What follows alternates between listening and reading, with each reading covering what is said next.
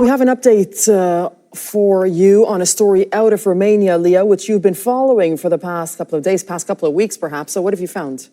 Well, earlier this week, we told you about large-scale protests in Romania against government proposals that critics argue weaken the country's effort to curb corruption. The government has since approved an emergency measure just decriminalizing some of these offenses.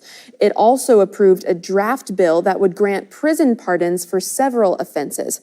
That bill needs Parliament's approval now before it is approved. There have been protests here, and the news of the emergency decree, which broke late Tuesday night in Romania, sent thousands to the street where many chanted, "You did it in the night like thieves." Protests continued into Wednesday, with many calling for the resignation of the Social Democratic government, which has been in power for less than a month. Supporters of the plan say the pardon will help ease prison overcrowding, but its critics argue that it will only help government allies who've already been convicted of corruption and help them go free. I've been talking to many of you, several who've been at these protests like this one, and Alexandra out of Bucharest sent us this video.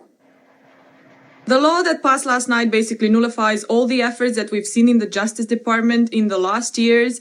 The country was going on the right path in this department, and this just brings everything to zero and nullifies all the efforts. It's just a setback to the years just after the revolution. But no, I don't think the government should resign. It was it was elected democratically, so they should understand that the country is waiting for them to govern and not.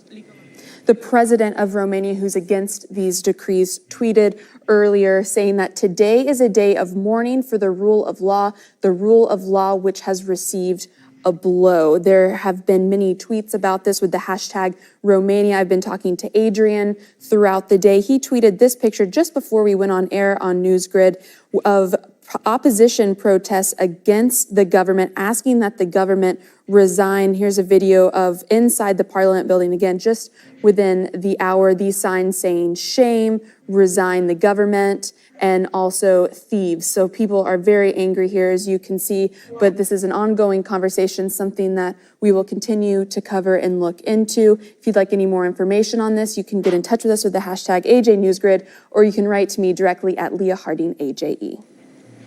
And by the way, our colleagues at the Stream, they're also looking more into the Romanian prisoners, pardons, and the protests. So you can find it all at AJNewsGrid.com, and you can go into the page that's dedicated to the program, The Stream. So you